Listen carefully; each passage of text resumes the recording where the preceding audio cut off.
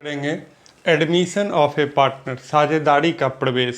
साझेदारी का प्रवेश नाम से ही क्लियर लगता है कि साझेदारी का प्रवेश।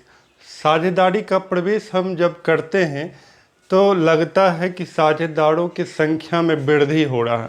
बिल्कुल सही समझें, प्रवेश जब होगा तो साझेदारों की संख्या में क्या होगा, वृद्धि होगा। लेकिन सवाल ये उठता है कि हम साझेदारों की संख्या में वृद्धि क्यों करना चाहते हैं। साझेदारों की संख्या में वृद्धि करने का दो उद्देश्य हैं। एक उद्देश्य है कि साझेदारों की संख्या में वृद्धि हम तब करते हैं जब हमको और ज़्यादा कैपिटल, पूंजी की आवश्यकता होती है, तो इस कमी को पूरा करने के लिए भी हम साझेदार को प्रवेश करते हैं। दूसरा कि जब व्यवसाय को करने के लिए और भी पर्सन की आवश्यकता होती है, और भी व्यक्ति की आवश्यकता होती है जो इस बिजनेस को करने में मदद करेगा, तो हम साझेदारी का प्रवेश करते हैं। तो दो आवश्यकता को पूरा करने के लिए हम नए साझेदार को इंटर करते हैं। एक तो पूंजी की कमी को, पैसे की जो कमी है, इस कमी को पूरा करने के लिए भी साझेदार को इंटर करते, प्रवेश करते हैं। या मैनेजमेंट के लिए व्यक्ति की ज़रूरत होती है, बिजनेस को चलाने के लिए व्यक्ति की आवश्यकता होती है, इस कमी को पूरा करने के लिए भी हम साझेदारी को प्रवेश करते हैं। तो दो कमी को पूरा करते हैं। लेकिन यहाँ एक और सवाल है कि पूंजी की अगर आवश्यकता है तो हम साझेदार के स्थान पे कोई नया, है ना, लोन हम ले सकते हैं। अगर पूंजी की आवश्यकता है तो इस कमी को पूरा करने के लिए हम लोन भी ले सकते हैं। बिल्कुल सही कहे आप कि लोन भी ले सकते हैं, चाहे बैंक से लोन ले सकते हैं या कोई पर्सन से लोन ले सकते हैं। तो इस कमी को हम पूरा कर सकते हैं लोन लेके। लेकिन जब हम लोन लेंगे तो क्या होगा, एक लायबिलिटी क्रिएट हो जाएगी। लोन पे हमें क्या पे करना पड़ेगा, इंटरेस्ट पे करना पड़ेगा। बिजनेस में प्रॉफिट हो या नहीं हो, हमको वो कैपिटल जो है, किसी से जो हम लोन लिए हैं, वो लोन हमको हर कीमत चुकाना पड़ेगा। तो एक लायबिलिटी क्रिएट हो जाएगी। दूसरा जो कमी है कि बिजनेस को मैनेज करने के लिए हम जो पार्टनर एडजस्ट कर रहे हैं, न्यू पार्टनर को इंटर कर रहे हैं, उसके जगह पे हम स्टाफ भी रख सकते हैं। बिल्कुल सही कहें, आप स्टाफ भी रख सकते हैं। लेकिन किसी स्टाफ को जब आप ज्वाइन करते हैं तो उसको क्या देना पड़ेगा, सैलरी देना पड़ेगा। तो बिजनेस के ऊपर एक एक्सपेंस का लोड बढ़ जाएगा, एक खर्च का जो है लोड बढ़ जाएगा। दूसरा कि जो भी वर्कर होता है, जो भी काम करने वाला व्यक्ति होता है, उसको क्या मिलता है, सैलरी मिलता है। वो व्यक्ति जो है काम करेगा, ज़रूर करेगा, लेकिन वह काम को एक लिमिट तक ही करेगा। वो बहुत ज़्यादा प्रमोशन पे ध्यान नहीं देगा, इस वजह से, क्योंकि उसको पता है कि हम कितना भी काम करेंगे तो मेरा सैलरी निश्चित है। तो उसका सैलरी निश्चित है तो एक लिमिट तक ही वह काम करेगा, वह लिमिट से ज़्यादा काम नहीं करेगा। उसको प्रॉफिट से मतलब नहीं है, क्योंकि बिजनेस जितना कमाए उससे उसको मतलब नहीं है, क्योंकि उसको क्या मिलेगा, सैलरी मिलेगा, निश्चित है वो। तो वो बिजनेस का प्रॉफिट इंक्रीज करे, डिक्रीज करे, इससे उसके सैलरी पे कोई इफेक्ट होने वाला नहीं है। इसलिए जो है, जो अगर हम किसी को स्टाफ अगर नियुक्त करते हैं तो वह व्यक्ति जो है एक लिमिट तक ही वर्क करेगा। तो इस दोनों कमी को पूरा करने के लिए, पूंजी की आवश्यकता को पूरा करने के लिए और बिजनेस को मैनेज करने के लिए नए व्यक्ति की जो हमें आवश्यकता है, इस दोनों कमी को पूरा करने के लिए नए साझेदार की आवश्यकता होती है। तो चलते हैं हम साझेदारी की प्रवेश की ओर। लेकिन एक चीज़ और है, जब साझेदारी का प्रवेश होगा तो पहले से जो साझेदार हैं उस पर भी कुछ प्रभाव होगा। बिल्कुल होगा सर। जैसे एग्जांपल के लिए आप समझिए कि एक बेंच पे जो है, एक बेंच है, इस पे दो विद्यार्थी बैठा हुआ है, तो इसको आधा आधा जगह मिल रहा, आधा, मान लीजिए दो विद्यार्थी, एक का नाम ए है और एक का नाम बी है, तो दोनों को आधा आधा जगह मिल गया। लेकिन अगर कहता है एक और तीसरा विद्यार्थी भी आ गया, सी नाम का, तो क्या अभी भी ए और बी वैसे ही बैठे रहेंगे जैसे बैठे हुए थे? नहीं सर, वो खिसकेगा तभी तो तीसरा बैठेगा। बिल्कुल सही कहे, है ना।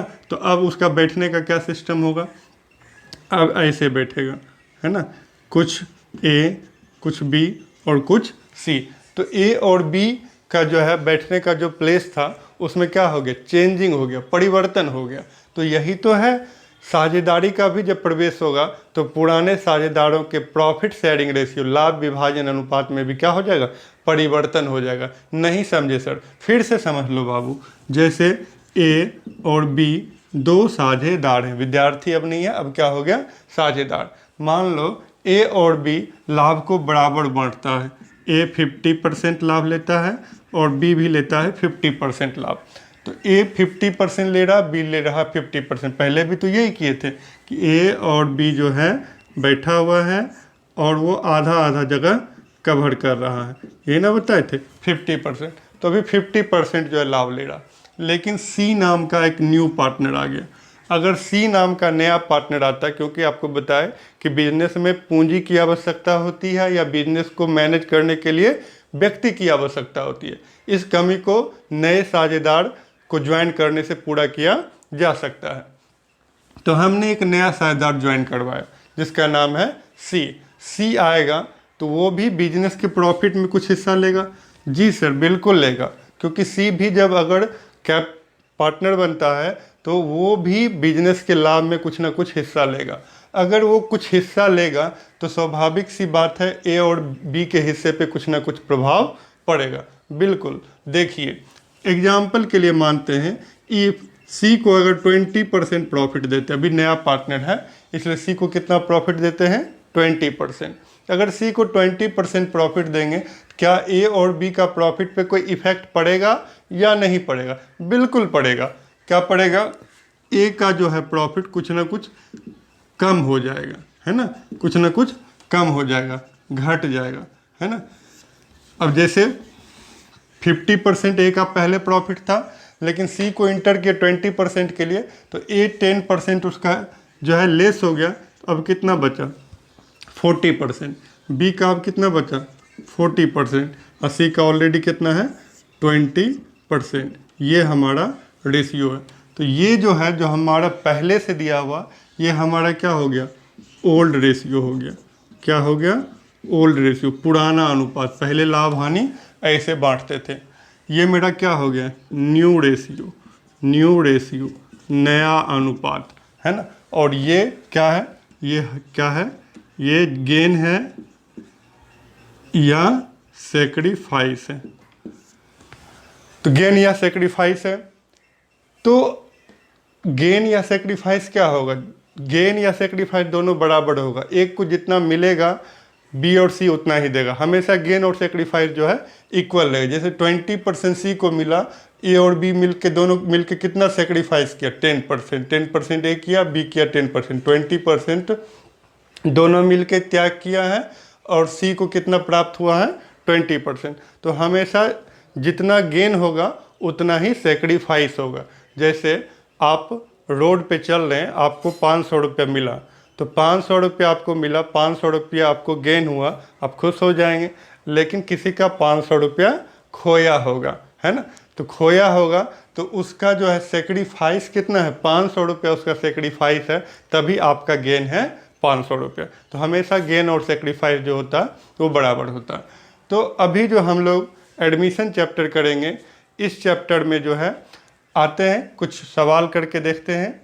लेकिन एक चीज़ आप कह सकते हैं कि सर न्यू पार्टनर जब इंटर किया तो प्रॉफिट तो और घट गया, और कोई भी बिजनेसमैन चाहता है कि मेरा प्रॉफिट इंक्रीज करे, तो फिर नया पार्टनर बना के ये प्रॉफिट को घटाया क्यों? देखिए प्रॉफिट तो रियल में घट गया, आप ये सही कर रहे हैं, लेकिन आप कहेंगे सर नया पार्टनर तो लोग बनाता इसलिए कि उसका प्रॉफिट बढ़े, इंक्रीज करे। लेकिन आप यहाँ जो बताए हैं कि सी पार्टनर बना और उल्टे पहले से जो पार्टनर था उसका प्रॉफिट घट गया। बिल्कुल सही कहें, उसका प्रॉफिट का रेशियो घट गया है, बट उसका प्रॉफिट बढ़ेगा। क्यों?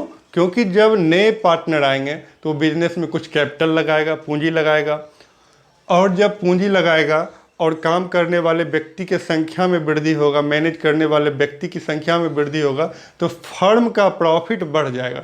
जैसे उदाहरण के लिए समझते हैं कि ए और बी मिलकर मान लीजिए 2 लाख रुपया अर्न करते थे। कितना अर्न करते थे? 2 लाख रुपया ए और बी। जैसे ए और बी, तो इसमें ए का हिस्सा अगर 50-50% बांटेंगे तो ए का हिस्सा कितना हो जाएगा? 1 लाख ए का और 1 लाख हो जाएगा बी का। बिल्कुल सही, है ना।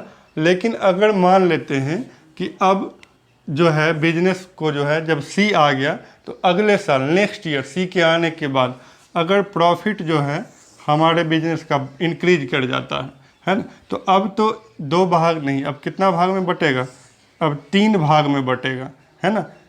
1 भाग 3 भाग, 1 भाग 2 भाग और 3 भाग में बटेगा।